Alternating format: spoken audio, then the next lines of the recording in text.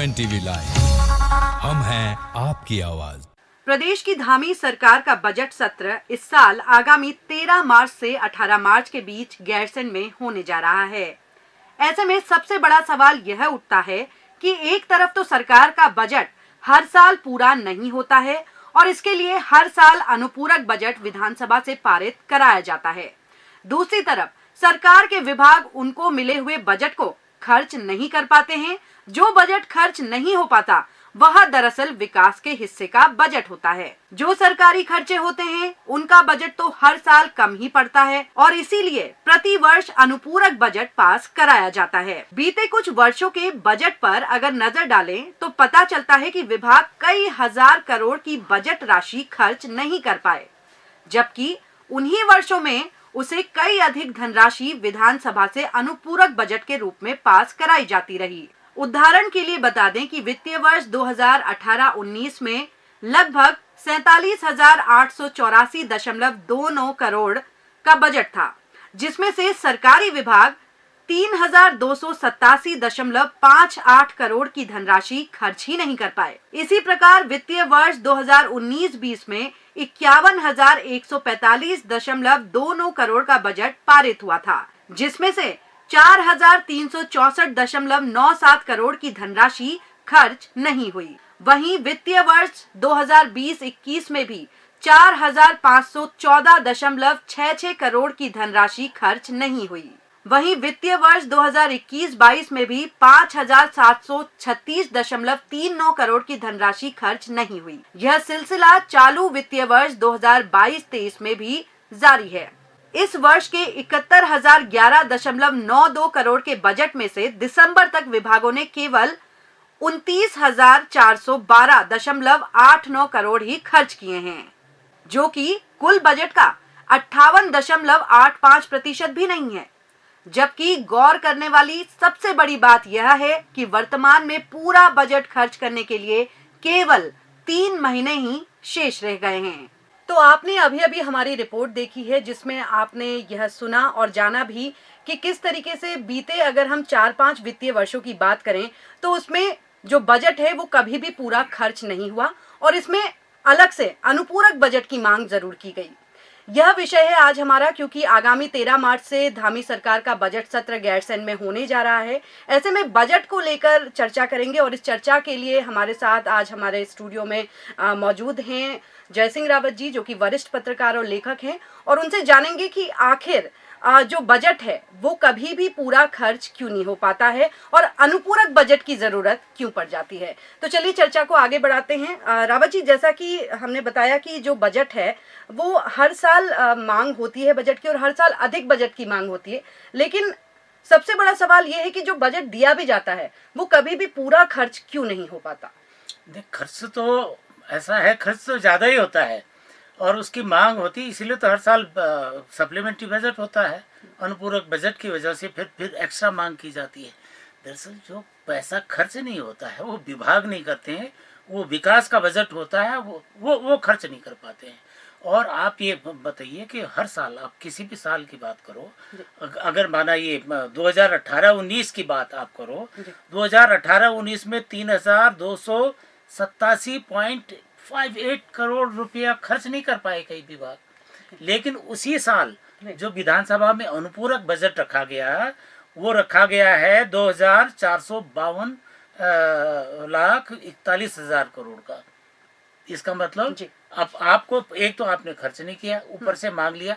तो ये जो खर्चे हैं, जो अनुपूरक जो बजट होता है वो सरकारी खर्चों का होता है। उस सरकारी खर्चों में जैसे वेतन है और सारी चीजें वो पूरी नहीं हो पाती, उसके लिए होता है। जो जनता का पैसा है, जो विकास का पैसा है, वो उसके पास सरकार पर रहता नहीं है जी, वो खर्च नहीं हो पाता जी। सर, यहाँ पे जैसा कि आपने कहा कि जो विकास का पैसा है वही खर्च नहीं हो पाता, और दूसरी तरफ अगर हम कहें तो सरकार हमेशा, कोई भी सरकार हो, वो विकास के ही नारे लगाती है। तो आखिर ये ऐसे कौन कौन से खर्चे हैं जो सरकार नहीं कर पाती है बजट से? ऐसा है, पहले आप समझिए, पहले क्या होता था कि बजट दो हिस्से होते थे। एक प्लान का बजट होता था, एक नॉन प्लान का बजट होता जी, था। जी। तो प्लान का मतलब योजनाओं के लिए होता था, और जो प्लान का बजट होता था वो हमारा पहले योजना आयोग होता था, फिर अब नीति आयोग है, वहाँ से अप्रूव होता था। जी, नॉन प्लान का बजट जो है तो आपका ये होता था कि आपके कितनी आपकी इनकम है, और वैसे जो फाइनेंस कमीशन है जी, वो भी उसको पूरा करता है। वो सिस्टम अभी तक था। जी। लेकिन इनका क्या होता है कि जो हम अभी आप ये देखिए कि हमारे प्रदेश की आय कुल कितनी है। जी, हम हमारे प्रदेश की जो अभी बजट चल रहा है, जी, उसके हिसाब से हमारे जो कर राजस्व है वो है 23.48। ओके, मतलब हमें जो करों से जो मिलता है पैसा जी। वो 23.48, और जो करेतर राजस्व जैसे आपका खनन है, शराब है और रॉयल्टी है, इन चीजों से मिलता है वो 8.43%।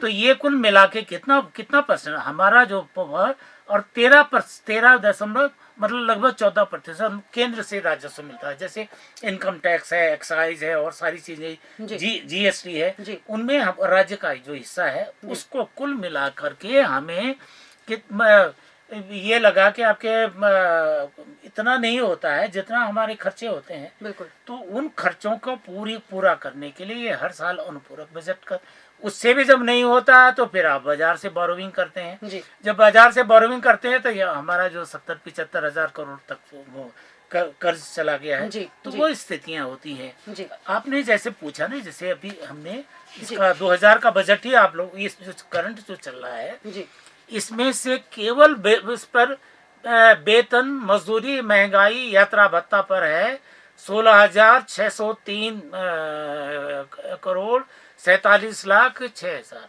जी। ये मतलब तो ये केवल जो आप हमें बता रहे हैं ये सरकार के खर्चे हैं। ये केवल सरकार का वेतन पर है। जी, 6,335 करोड़ पेंशन पर है, जी, और जो ब्याज है 6,000 जो ब्याज देना पड़ता है हर साल, जी, जो इस बजट में दिया होगा जी। 6,017 करोड़, जी, और जो ऋण वापसी है 5,717 करोड़। इस तरह से ये तो सरकार के कमिटेड खर्चे होते हैं, जी, और कमिटेड खर्चे लगभग 50% के आसपास होते हैं। बिल्कुल। और उनको तो चाहे आपका कुछ हो उनको तो पूरा करना ही होता है। जी, और बाकी भी ये लगाइए कि ये आपके कुल है बजट में 60 मद। जी, 60 मद जो इस बार इन्होंने जो किया है पूरा जो है 65,571 जो करोड़ का था जो मूल बजट था, जी, उसके बाद अनुपूरक आया वो लगभग 70,000 के आसपास करोड़ के आसपास गया। इसमें से सारी मदें आप देख लो जो खर्चे हैं सरकार का, ये बताओ ना, वेतन, मजदूरी, महंगाई, यात्रा भत्ता, अन्य भत्ते, मानदेय, पारिश्रमिक, चिकित्सा प्रतिपूर्ति, प्रशिक्षण व्यय, अनुबंध व्यय, पेंशन, उपार्जित अवकाश, नगदीकरण, और ये क्या यहाँ तक भोजन भत्ता भी है लिखा हुआ इसमें, किराया, अंशुल्क क्या है, भोजन भत्ता तक लिखा हुआ। गुप्त 28 करोड़ तो गुप्त सेवा, वो गुप्त सेवा क्या, गुप्त सेवा कौन सी है, यही एक बहुत अहम सवाल है। ये तो अहम सा, ये तो इसका जवाब तो केवल सरकारी जानती है। उसका तो ऑडिट भी नहीं हो सकता है। जैसे मुख्यमंत्री का जो कोष होता है विवेकाधीन कोष, उसका ऑडिट नहीं होता है, वैसे इसका गुप्त का भी नहीं होता है। ऐसे पुलिस का भी जो बजट होता है वो गुप्त सेवा का, उसका भी नहीं होता है। तो वो है जी सर, एक सवाल मेरा, अब जैसा कि बजट सत्र होने जा रहा है धामी सरकार का 13 मार्च से, तो यहाँ ये एक बड़ा सवाल है कि इस बार भी जाहिर सी बात है अनुपूरक बजट की मांग होगी, और इस बार की अगर हम बजट की स्थिति को देखें तो इस बार कितना बजट खर्च हो चुका है अभी तक? ये अभी तक जो बजट है जी, वैसे बजट तो हो गया, उनको अनुपूरक भी हो गया जी, सप्लीमेंट्री बजट भी आ गया, पिछली बार आ गया है ना जी, जी। और उसके हिसाब से जो हमारा कुल देखा जाए तो वो 50% भी अभी खर्च नहीं हुआ।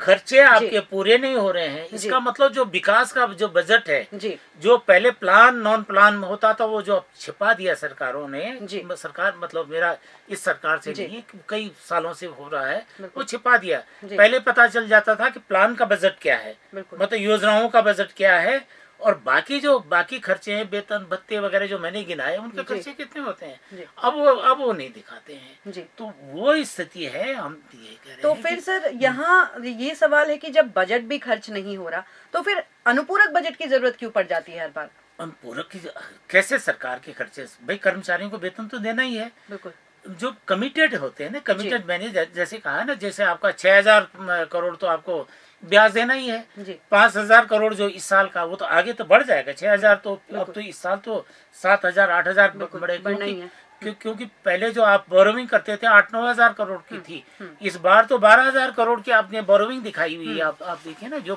बोरोविंग का मतलब जो कर्ज है, ऋण प्राप्तियां आपकी हैं 12,275 करोड़। मतलब आपकी जब इनकम पूरी नहीं होती है तो बाजार से लाके इस तब कर्ज दिखा के तब जाके बजट पूरा होता है, उसका ब्याज भी ब्याज होता है। तो 12,000 करोड़ का कितना इस साल, तो पहले तो 6,000 करोड़ तो पिछले साल था, इस साल तो उसका ब्याज भी बढ़ जाएगा। तो वो कमिटेड जो खर्चे हैं वो तो सरकार को देने ही होते हैं। ट्रेजरी में जब पैसा नहीं होता है तो ट्रेजरी में तभी निकाल सकते हैं जब उसको विधानसभा से पास कराते हैं।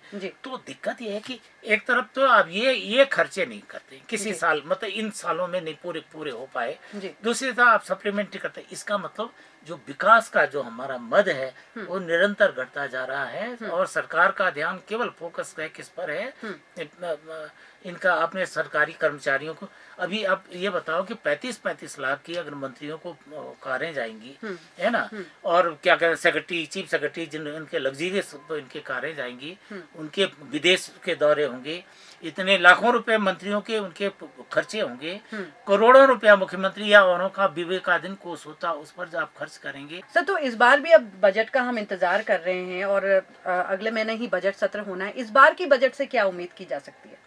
भाई बजट से हम क्या उम्मीद कर सकते, हमेशा वही घिसी पिटी बातें होती हैं। सरकार का मुख्य जो फोकस होता है कि कैसे हम अपने खर्चे निकाल पाएंगे, कैसे सरकार के खर्चे होंगे, कहाँ से हम निकालेंगे, ताकि नए टैक्स भी ना लगाएं। ताकि नए टैक्स लगाएंगे तो जनता नाराज हो जाती है। तो इस वजह से दाएं बाएं से, जैसे शराब का बढ़ाने के लिए कह देंगे, अब वो कहाँ से, शराब से कैसे करेंगे? एक तरफ तो आप शराब के खिलाफ बात करते हैं, दूसरी तरफ से उसको जितनी ज्यादा बिकेगी उतना रेवेन्यू आपको मिलता है।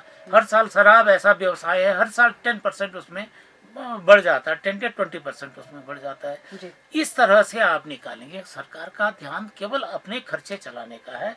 विकास का जो खर्च होता है, विकास का जो पैसा आता है, वो केवल भारत सरकार से का जो बजट आया है, अभी जो बजट आया है भारत सरकार का, उस हिसाब से बनाएंगे। एक चीज और ध्यान रखने वाली बातें हैं कि भारत सरकार दो हिसाब से हमको बजट देती है ना। एक तो बजट देती है हमको नीति आयोग, जो हमारा प्लान फाइनलाइज करता है, और एक हमारा वित्त आयोग करता है, फाइनेंस कमीशन है, जो 15वां फाइनेंस कमीशन है, वो हमको 5 साल के लिए तय कर लेता है कि हमको इस मद में भारत सरकार से कितना कितना मिलेगा। हमें केंद्र से जो हमारा जो टैक्स है, जो जीएसटी है, जो अपने बाकी इनकम टैक्स है, जो खर्चे हैं, उनमें से हमको केंद्रांश कितना मिलेगा, वो सारी तय करता है, और सारी चीजें होती हैं जी। तो सर, यहाँ एक और सवाल मेरा उठता है, तो कहीं ना कहीं जो बजट खर्च के बारे में अभी आपसे जानकारी मिली है, उसे देखकर तो यही लगता है कि चाहे कितने ही दावे हो जाएं कि विकास हो रहा है, विकास तेजी से हो रहा है, तो कहीं ना कहीं तो शायद विकास पर ही सबसे बड़ा ब्रेक लग रहा है, जिस हिसाब से बजट ही खर्च नहीं हो रहा। मैंने पहले भी कहा है कि जो पैसा खर्च नहीं हो रहा है वो विकास का नहीं हो पा रहा है जी। और विकास का, और जो अधिक खर्च हो रहा है वो इनका है, जो ये वेतन है, भत्ते हैं, बाकी जो कमिटेड खर्चे हैं, जो फिजूल खर्चियां भी, उसमें फिजूल खर्चियां भी हैं आप, है ना, जो आप 75 करोड़ का, 1000 करोड़ का आपका खर्च चढ़ गया है, और उसके बाद भी मंत्रियों के लिए आप 35 लाख की कारें लेंगी, इस गरीब मुल्क की कारें लेंगी। ये तो एक आईना है, एक छोटा सा उदाहरण है, न जाने अंदर कितने आपके फिजूल खर्चियां हो रही होंगी। आप ऐसे मंत्रियों, ऐसे लोगों को विदेश भेज जाते हैं, उनका क्या फायदा है? किसी सेक्रेटरी को आप विदेश भेजेंगे तब कल उसका विभाग बदल जाता है, तो उसको विदेश भेज के आपने सरकारी धन का, विधायकों को आप सब भेजते हैं, और जब विधायकों की बात आती है तो सारा जो है सब इकट्ठे हो जाते हैं, उसमें पक्ष विपक्ष नहीं होता है। ऐसा ही दुरुपयोग इसका है, ये विधायक निधि का है। विधायक निधि में काहे के लिए, उसमें सब सारी दुनिया जानती है कितना % कमीशन किस किस का तय होता है, वो आप काहे के लिए आप देते हैं। तो वो सारी बातें हैं, आपको व्यवहारिक हो तो जनता की तरफ सरकार का ध्यान होना चाहिए, फिजूल खर्ची कम करेंगे तो ये बात है। दूसरा, अभी अब न जाने इस बजट में कितना करोड़ आपका हो जाए, वो फिस्कल डिफिसिट का आप ये लगे ना, जो वित्तीय जो राजस्व घाटा है नहीं, उसको कहते हैं राजकोषीय घाटा है। जी। राजकोषीय घाटा भी चिंता का विषय है। राजकोषीय घाटा हमारा पिछले उसमें था 8,503 करोड़ का। जी। मतलब इतना ज्यादा राजकोषीय घाटे को कहते हैं अपूरित। इसका मतलब कहीं से जब जो राजस्व घाटा है कि कितना आया कितना गया उसमें गैप में, वो तो होगा, लेकिन ये राजकोषीय घाटा के इसका मतलब कहीं से कोई गुंजाइश नहीं है, कहीं से भी कर्ज लो कुछ करो, इतना ये है। तो ये कहाँ से लोगे पूरा? बिल्कुल। कर्ज लाओगे, फिर कर्ज लगाओ, कर्ज लेके फिर घोषणाएं कर जाओगे। सर, एक आखिरी चीज आपसे जरूर जानना चाहूंगी और चाहती हूँ कि हमारे दर्शकों तक भी ये बात पहुंचे कि कर्ज की बात हम कर रहे हैं, उत्तराखंड में वर्तमान में कितना कर्ज है उत्तराखंड के ऊपर? ये अभी ऑथेंटिक डाटा तो देते नहीं है जी। वैसे होना ये चाहिए कि पारदर्शी उसमें सिस्टम होता है, लेकिन जो बात उड़ के आ रही है, बाहर आती छन के आती है, वो 75,000 करोड़ के आसपास है। हम इसे 50 कितने साल 22 साल में, और आप हिमाचल प्रदेश का, हिमाचल प्रदेश को 50 साल से ज्यादा हो गए, है ना। उनका कितना कर्ज है आप लगाओ, उनका 50-60 करोड़ भी अभी तक कर्ज नहीं है। क्यों है? आप ये सब उनका विज्ञापन का बजट देखो और आप उत्तराखंड का विज्ञापन का बजट देखो।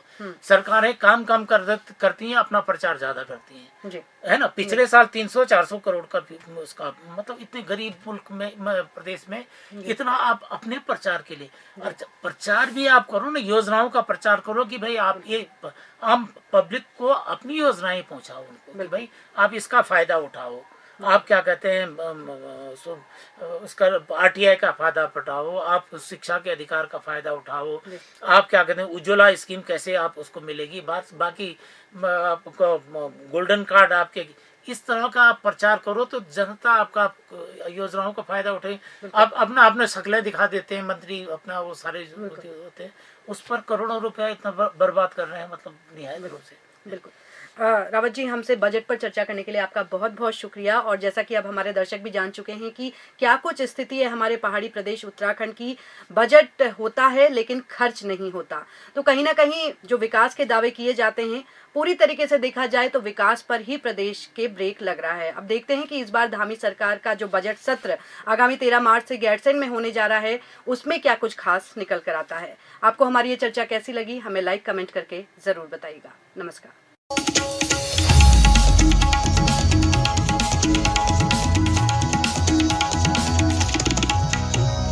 UNTV लाइव, हम हैं आपकी आवाज।